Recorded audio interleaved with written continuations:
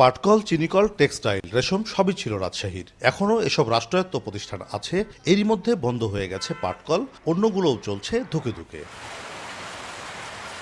রপ্তানি উন্নয়ন ব্যুরো বলছে, ক্ষুদ্র উদ্যোক্তারা প্রতি বছর 5 থেকে 6 কোটি ডলারের পণ্য রপ্তানি করলেও রাষ্ট্রায়ত্ত প্রতিষ্ঠানগুলো বন্ধ হচ্ছে। যোগাযোগ অবকাঠামো না থাকায় গড়ে উঠছে না নতুন শিল্প। যোগাযোগ অবস্থা এখানে শুধুমাত্র একমাত্র রোড ছাড়া অন্য কোনো সেক্টরে যোগাযোগের কোনো সুযোগ এখনও পর্যন্ত হয়নি।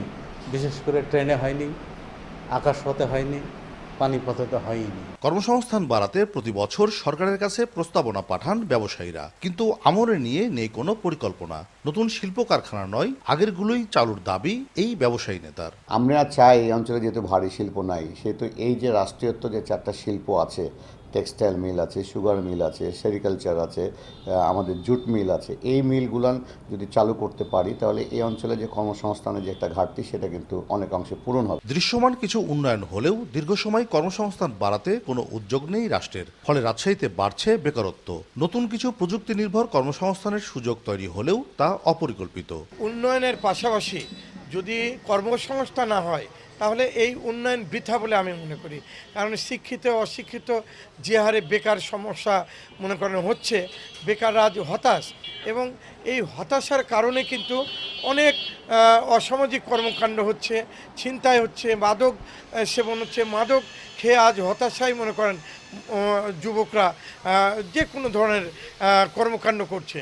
এই যদি উন্নয়ন পাশাপাশি যদি মনে করেন আপনার কর্মসংস্থার ব্যবস্থা রাজশাহীতে হতো তাহলে কিন্তু এটা জনগণ মেনে নিত। আগে যে শিল্প কারখানাগুলো ছিল সেটা যেমন বন্ধ হয়ে গেছে, ওটাকে ধরে রাখা যায় না। অন্যদিকে দেখেন যে হাইটেক পার্কের মতো প্রতিষ্ঠান গড়ে তোলা হলো, কিন্তু হাইটেক পার্কের প্রতিষ্ঠানটা কিন্তু যথোপযুক্ত ব্যবহার না করার ফলে কিন্তু সেটাও কিন্তু ভেস্তে যাচ্ছে।